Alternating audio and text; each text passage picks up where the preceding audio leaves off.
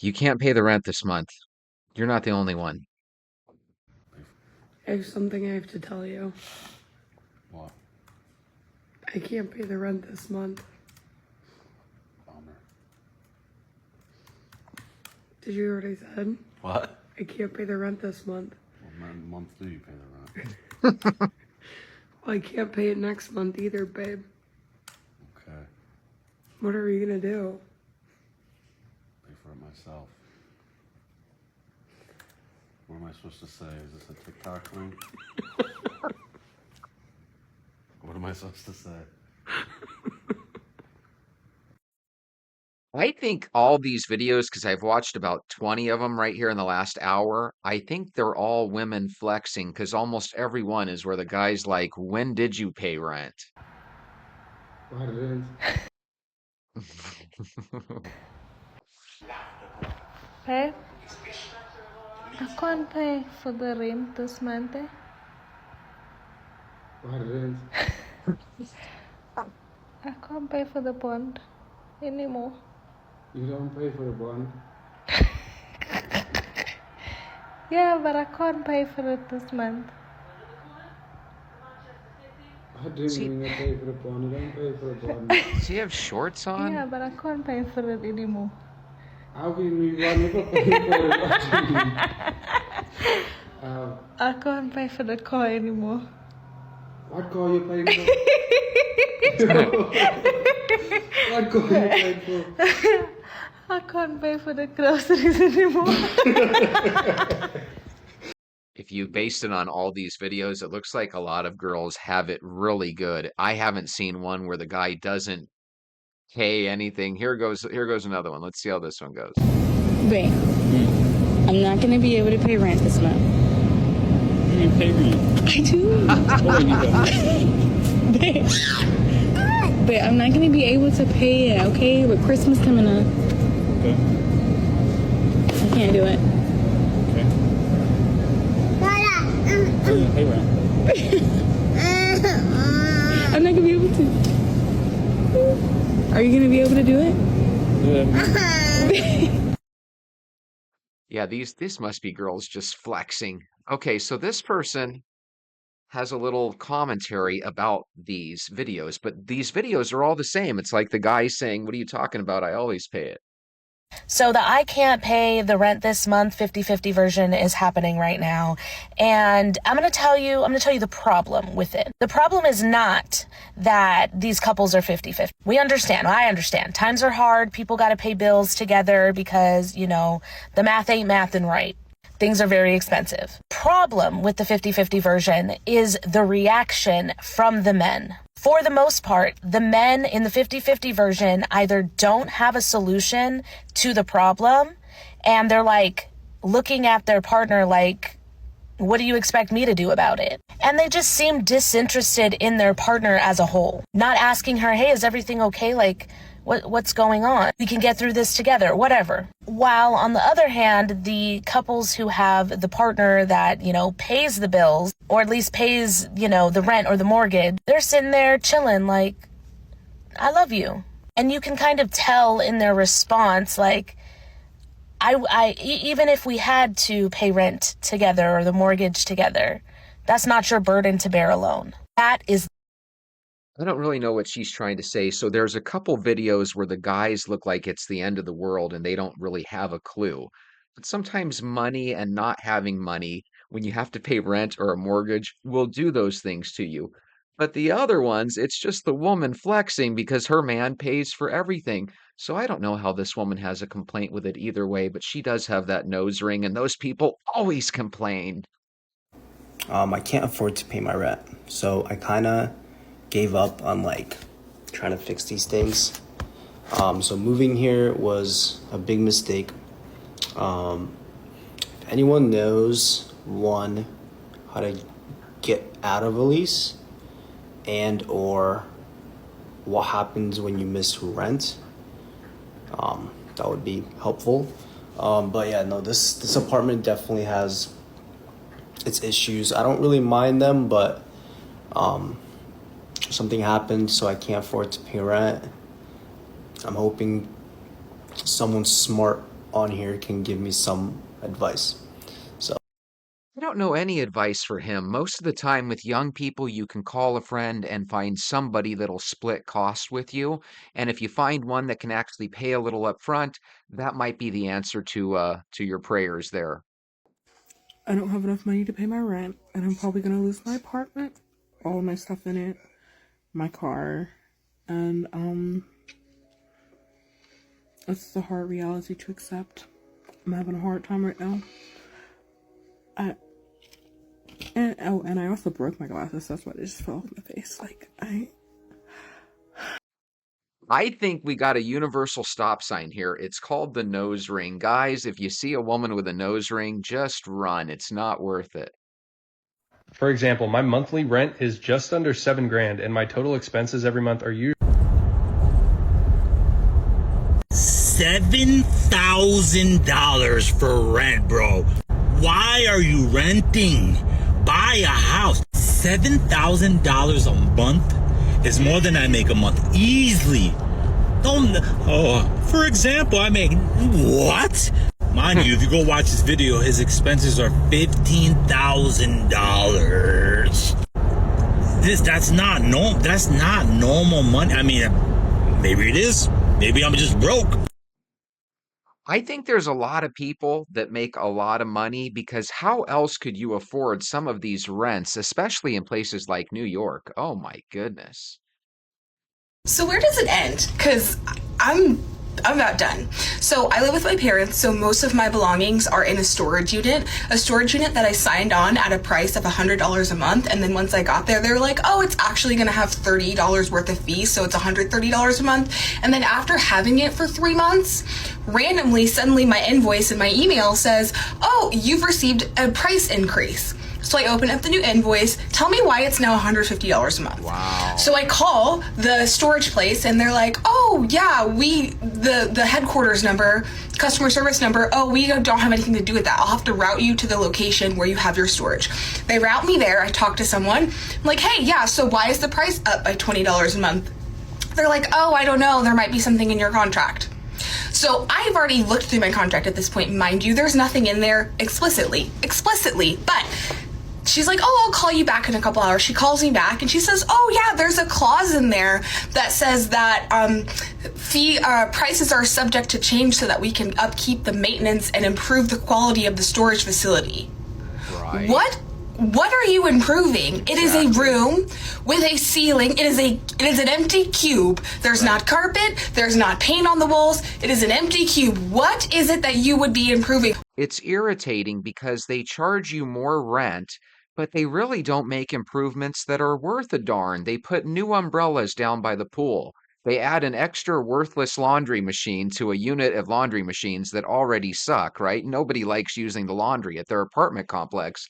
They have no problem upping your rent hundreds of bucks every year. It's ridiculous.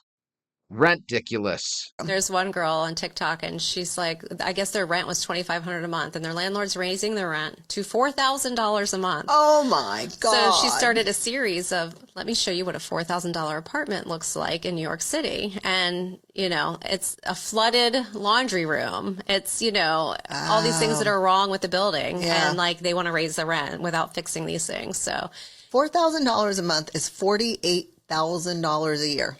$48,000 a year, and it's to rent. You're not even purchasing that's something. just for the roof over your head. That's not including anything else you need. Right. You know, food. Right. Lights. Right. Water. Right. All of those things. And furniture and clothes and, you know, just bare daily, necessities. Yeah, bare necessities. Yeah. That seems scary. And then correct me if I'm wrong, but if you live anywhere in the city, a lot of people don't even own a car, so they use the transportation that's provided by the city, whether it be the train or the, subway or what have you, or at least that's what I always figure. 3-4 grand a month and you get something that looks like a closet in any other state.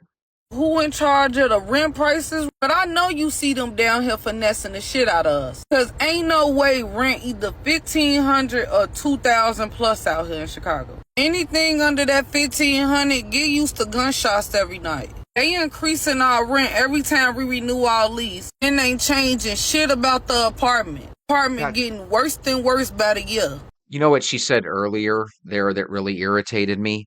You pay 1500 a month, right? But that's considered the areas where you're going to hear gunshots outside your door every day.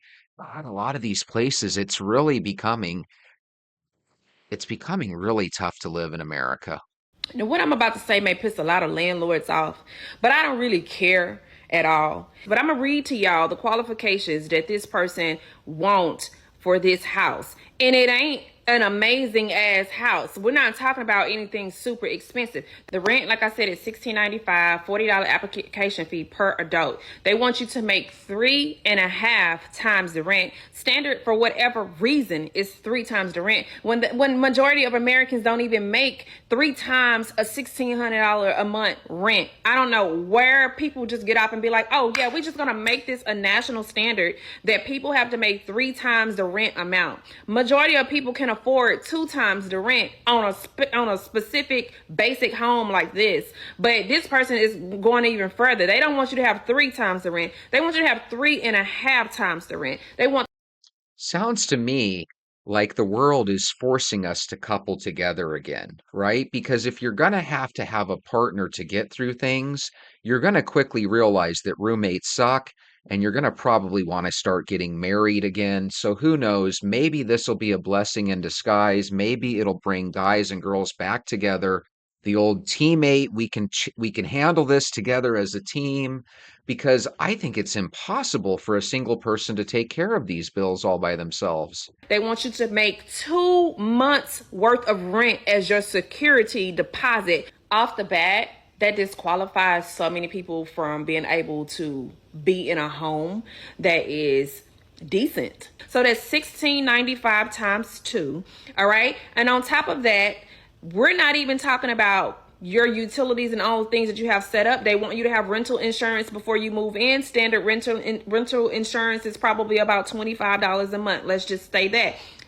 Before you can even move into this house, sitting in a savings account somewhere or just idle money, you already got to come off of this amount of money. That is hardcore. If you've got 6,000 just lying around to get a new apartment, let me know down below and leave your address with it. How are we supposed to buy a house when my rent is going up another $195 a month? It has gone up $720 in 4 years for the same place that I live in. $8,640 a year more for the same place I lived in 4 years ago. I'm sorry, Dang. property taxes are not going up that much that landlords are charging that much more. We have to stop blaming the economy, the government, the president. It is greedy people taking more profits in. When people tell you, just move somewhere else, why would I move to another state that's cheaper? Why should I have to uproot my family, lose my career, just to afford to live somewhere? You're implying people who live in where I live now don't deserve a fair shot at cost of living. He brings up a great point. It's really not fair to tell people to move because we live in a world where if you go for a cheaper apartment in a cheaper part of town, then all of a sudden you have to deal with higher crime and stuff that's just something a lot of people don't want to deal with. It would really be nice if we could have some sort of reset without having to go to WAR3 for it. My goodness. And places with cheaper rent pay lower salaries. That's how this whole thing works for the most part. And my girlfriend's a teacher. Like, if she moves to a state with a cheaper cost of living, she might not even have a pension or her benefits anymore. You are always closer to being homeless than you are to being rich. He makes a lot of good points. It really would be nice if we could quit having rent go up so astronomically. You know, if it goes up 6, 12, 15 bucks for whatever reason, that's understandable. When it goes up 50 to 100 bucks every 6 to 9 to 12 months, that's kind of, come on. So I came across this. It says, this is the max rent you should be paying based upon your salary. Now, just so you guys know for reference, the average American makes about $49,000, which means your rent should be about $1,041. But here's the thing. The average of a one-bedroom apartment in the United States right now is $1,700. That's damn near a 70% increase, okay? We need rent control because the rent is too damn high. And what I can clearly see is that a lot of major companies are taking advantage of people, hiking up the rent and trying to squeeze people. And that's just not cool. These prices are really crazy. That $833 a month, I think that was the price of my 2-bedroom apartment way back in like 1995 or something, but I think that was the price that I paid. Now that same two-bedroom apartment probably would be close to 15 or 1600. I am upset. Take a breath. So I got home, got my mail, got my rent increase notice. Yay! Going up to $2,500. Ouch. A single dad with 3 kids. $2,500. What are you going to do with this money? You've done nothing in 10 years. The bathroom heater still doesn't work. I asked multiple times for better insulation in the walls because the electric bill's insane. See, that's what's so irritating. Even when I was paying rent at apartments, it would literally go up 50 to 80 bucks every 6 months to a year. And they would say that it was for the improvements that they were making around the complex. Yet the complex was getting worse and worse. If you guys have ever lived in an apartment like this, where they promise you that, hey, part of this rent increase is going to something that's going to make everybody's apartment better, and then they don't do anything, let me know, because when they take out one ceiling fan for one that's just as lame, I don't think that's really an improvement. And I can't paint the walls. I can't do any of the regular maintenance because that violates the lease. But you're not doing it. My original goal when I moved into this house 10 years ago at $1,495, that's now going to be $2,500, oh my God, was to buy my own house and get out from under this landlord crap. Instead, I've paid the enormity of somebody else's mortgage. And you know that other guy's mortgage was set and locked in at a low rate from 10 years ago. He is literally milking this guy. Now, is it his right? Sure. If he kicked this guy out or had him move out, could he actually charge more to the next guy? Yeah, I suppose. But my goodness, you've got a guy that's good enough to pay your mortgage for you for 10 years. You should do him better than that. This guy wasted 10 years of his life paying somebody else's mortgage. That's a damn shame. Speaking of damn shames, there's lots of things in life that make us say, that's a shame. And sometimes there needs to be ways to get rid of those problems. I think walking's the best way to get rid of a lot of those problems. So go get your shoes. Let's go for a walk.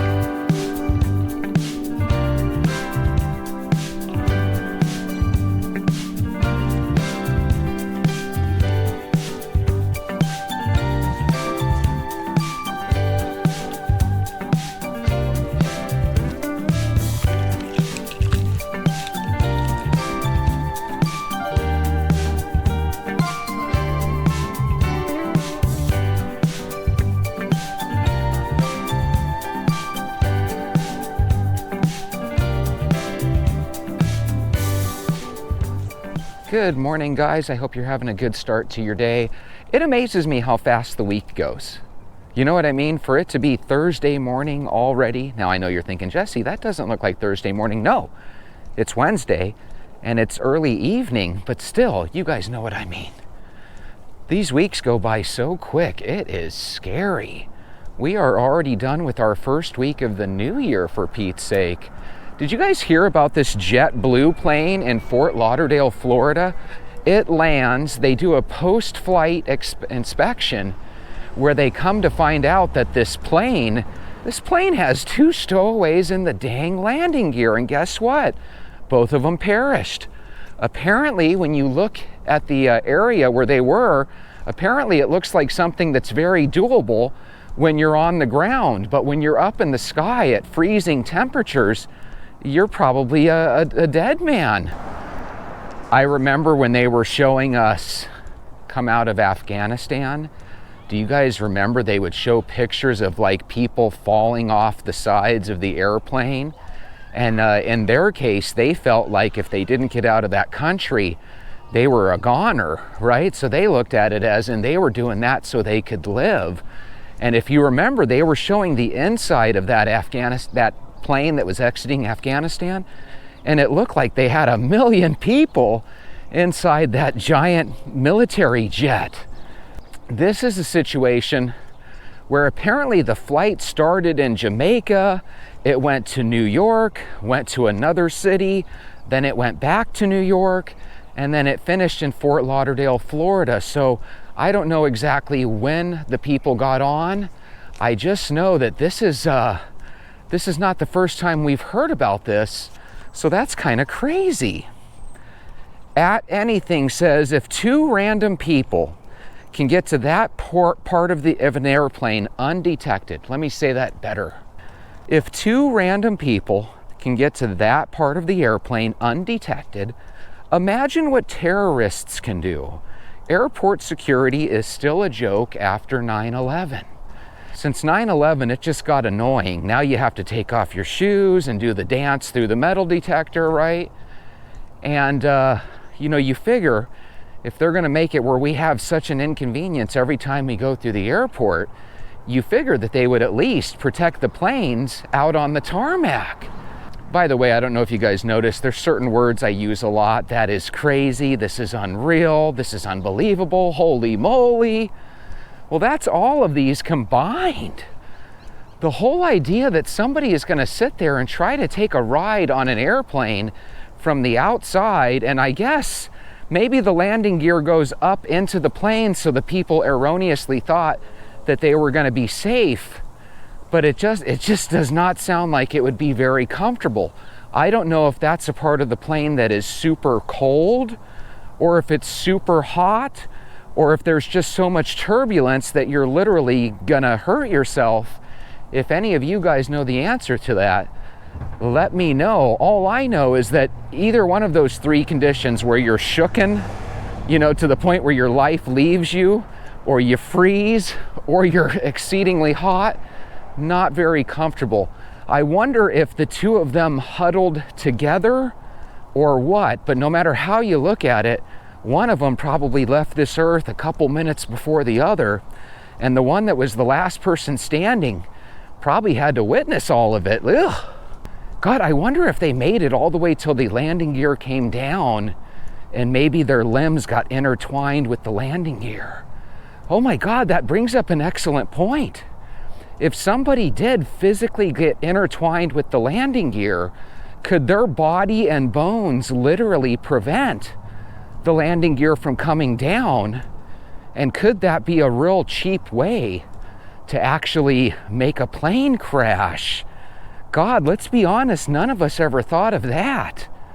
But I mean, what if you have a guy that's willing to give his life away for the cause, so to speak, and he gets in the landing gear, and all of a sudden, because he's in there, the landing gear can't come down, and the plane hits the tarmac at, whatever speeds it hits, causing an explosion.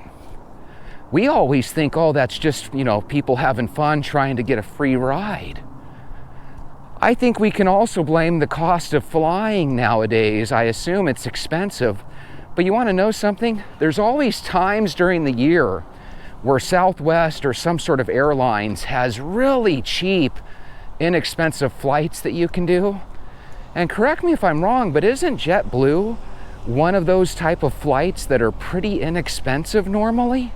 I might be wrong on that, or what is JetBlue? It's like a private airline that you can rent, right? I forget the whole JetBlue story. I guess no matter how you look at it, it's kind of sad, but at the same time, super interesting.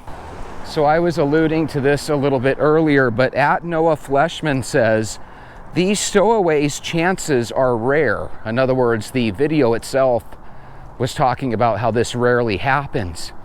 And maybe that's true. If you look over our entire lifetime, we've only heard about a handful of these situations.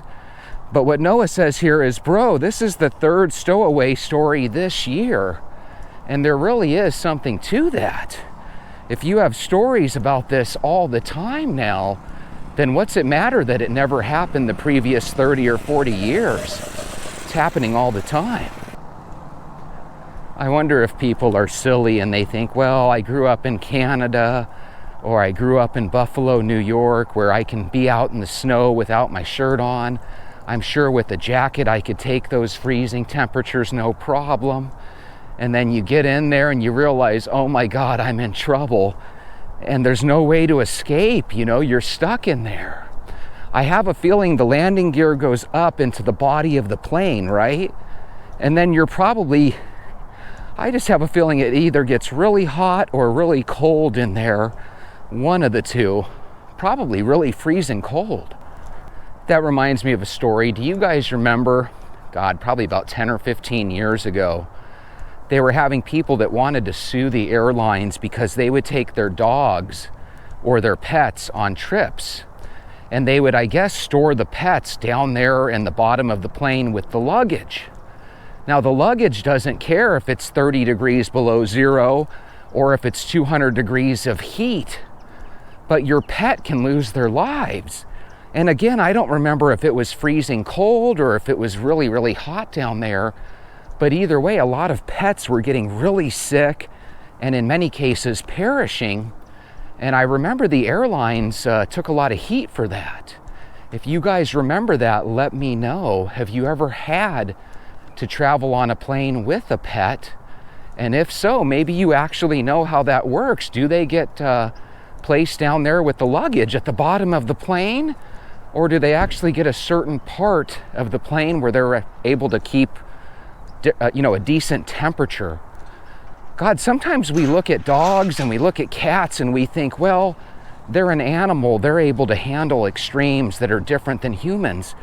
And that might be true, but here where I live in Arizona, if you lock up your pet in the car, just like a toddler, they can perish in your hot car, because you got to remember, with dogs, they don't have any way for themselves to sweat.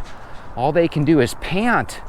And in a 150 degree vehicle, for an animal that has a suit on at all times, pretty miserable way to lose your life. Oh my God, I just had a thought. You know how there's some people out there that truly do love animals more than people, and I get on them, but I just thought about something.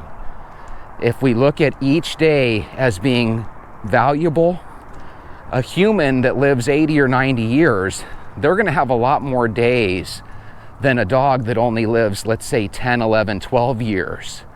So here's my question to you, Venters. Because we live so many more days than dogs and cats do, does that make their 24-hour day a little bit more valuable than ours? Now, I know people are right now shaking their head saying, of course not, Jesse, we're humans. But I'm just saying, imagine you're a creature. You might be in a human suit, you might be in a dog suit, you might be in a cat suit. But with the human suit, win, lose, or draw, you're probably going to live many more days than that being that's stuck in a cat or a dog suit for their whole lives, right? So again, if you knew that everybody in your species is only going to live for, a dozen or so years, doesn't that kind of make their day a little bit more valuable than ours? Maybe that's why they never go out and get a job. All those pets do is eat and poop, eat and poop. Every now and then their owners hook them up with a studly date so they get to procreate. Must be nice, Fido. Must be nice. One of the most painful things that a child can ever experience is when a dog or pet runs away. And it can be really messed up, because sometimes the dog didn't run away, kids. Sometimes your parents just got tired of taking care of that dog or cat, and they just took the pet away. I know it sounds traumatizing, but it makes you wonder, were we lied to? Did all of our pets really just take off and never come back? Especially with what we know now, that dogs and cats really do love their owner, right? So if they love their owner, is there a chance that they weren't abducted, they didn't run away? Is there a chance our parents got rid of Fido and Princess, or whatever your dog's name is? I saw little bits of a movie within, again, I always tell you guys, within the past 10 or 15 years, but after a while, all the movies blend together, but these ones are unique, and I'll tell you why. This was about a dog's life and how he kept coming back in different versions so that he could be with his owners. It's just a recent movie. I think Jennifer Aniston was in it, but I forget the story, but I just remember everybody in the theater was really crying and upset.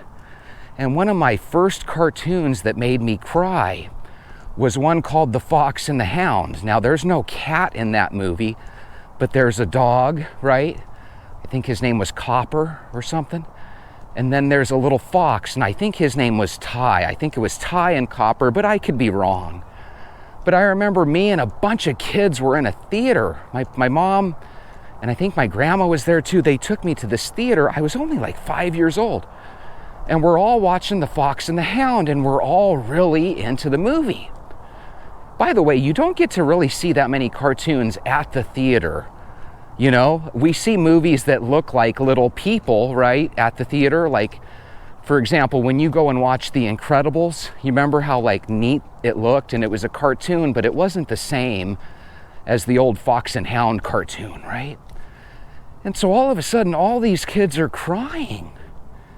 And it's crazy because it kind of was the first time as kids that we were seeing that something fun like a cartoon could really deal with something serious and dreadful, you know, like losing a relationship. Because if you remember, at the end of that movie, the old hunter with his dog, you know, they scared away the bear.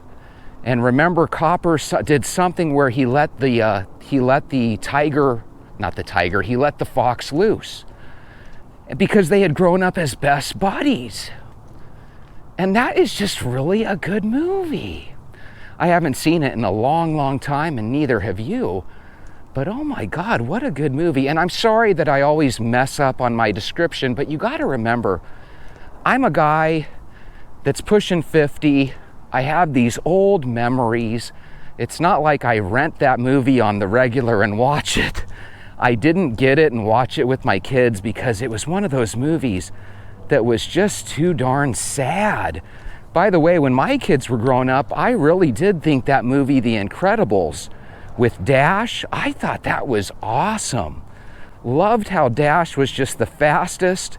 Loved Mr. Freeze, or whatever that guy's name was. Loved I think the wife could stretch.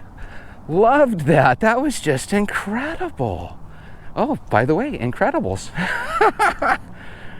One of my favorite childhood movies that also made me cry was E.T. If you remember, E.T. has that situation where at the end, the Secret Service or the FBI or whoever it was, right? They're kind of doing different experiments and surgeries on E.T. And it was just kind of a sad moment. But at the same time, before those sad moments, they would put E.T. on the little basket on the bike and they would ride. And because E.T. had these special abilities, they were able to ride while flying through the air. Very, very cool. Very, very neat. Perhaps the best child movie that we all watched and loved, that probably would be a good idea to rent and share with the younger ones in our family, is a movie called The Never-Ending Story. If you remember, in The Never-Ending Story, the kid is being chased by bullies, and it's a rainy, dreary day, and instead of going to school, he gets chased into like an old school library or old school bookstore. And even the bookstores, when we were kids, there were millions of bookstores everywhere, both new and used. Now you're lucky if there's a handful of bookstores in your city, because books are going the way of the dinosaur too. Sometimes I feel like this world we live in is just a bunch of debris that's getting ready to get swept up into a pan, right? The old dustpan. I feel like this world is a giant dustpan, and we are just dust particles that are moments away from being swept up by a giant broom. That's what it feels like. How can you tell the kids nowadays that, hey, as good as The Incredibles was, it's never going to be anything like The Goonies, right? As good as any movie you can name nowadays, like those Narnia movies that came out 15 years ago, those Narnia movies were awesome. But I think I would still take The Never-Ending Story. I think I would still take Goonies. I would still take The Fox and the Hound. Those were just excellent, excellent movies. Nowadays, I feel like every movie has an alternative message that annoys half of us. And when you get all these messages kind of thrown your way, it's like, can't we just enjoy the cartoon? Can't we just enjoy the movie without there being some sort of political message, you know? Usually in cartoons you have a good guy and a bad guy, and then at the same time you've got this like moral message of acceptance, and it's like, you know what? Sometimes there's a good guy in the world and sometimes there's a bad guy. I don't want to accept the bad guy. I want it to be us versus the bad people. That's what makes movies fun. That's why you cheer for the good guy. But like I said, I've noticed over the past couple of decades, you get more and more people that seem to be rooting for the bad guy to win. If we ever get to the point where the bad guy wins all the time, life is really gonna suck. Right now, there's still moments where this life is pretty darn awesome. At least I feel that way. Guys, I can't believe that we are coming upon 300 days walking together. I know this sounds crazy, but it still feels brand new to me. My job I've been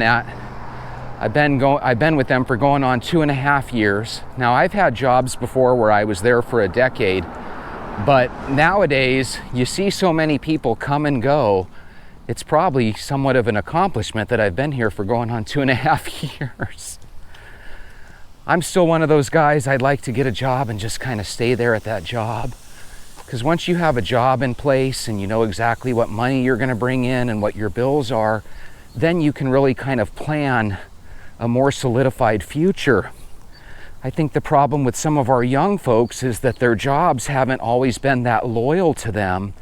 And so they get to the point where they're not loyal to the job either. And so it's not uncommon for them to just constantly be switching their professions. Whereas some of us that are a little bit closer to our 50s or 60s, we probably yearn for the older days where you didn't have to constantly put your resume out there. Just know that that's why we walk. Every single day, if you walk, you just learn how to take these things as they come, and you just keep on going. Mala, you sent me a message the other day that said, Jesse, I don't know how you do it. You're working full time, and then you're doing the camera work and the show full time. I think it goes back to one of those things where if you enjoy what you do, it doesn't really feel like a job, you know? Love what you do and never work another day in your life. Well, I don't know if I love my job, but I do enjoy it. And I actually do love YouTube. It's really a fun idea. And really, it's been a great way to meet a lot of you great venters out there. I like talking to you every day, Carla. I like talking to you every day, Becky, Lily, Sean, Mala. I love talking to you guys, and even if you guys go away for days or weeks or months at a time, I hope the game plan is that you guys will still, from time to time, check in and say hi. I guess it puts you in a state of mind where you can think about things like movies you used to watch when you were a kid, and how much you enjoyed movies when they had to be more than just special effects. There are some movies nowadays where if you took away the special effects, there would be absolutely no reason to watch them. I want a movie where it could look boring as hell and you can't turn away. No walk, talk, vent jokes. I don't want to hear it's boring as hell, but you can't turn away. That walk, talk, vent, it's like watching a car crash. I know, it's pretty exciting. How are you? There's Stacy. Wave to us. Hey! Gorgeous day for a walk. So there's Stacy. She was here my very first walk, and here she is again. By the way, in case you're wondering, I've been walking with you for a week, Jesse. I haven't seen any weight loss. It takes about a month and a half or so, but once you keep walking, pretty soon you won't even worry about losing weight because you'll just naturally stay thinner. Even me, I got a little fat here for Halloween, but I'm gonna walk it off with you guys over the next couple weeks, no problem. We'll do it together.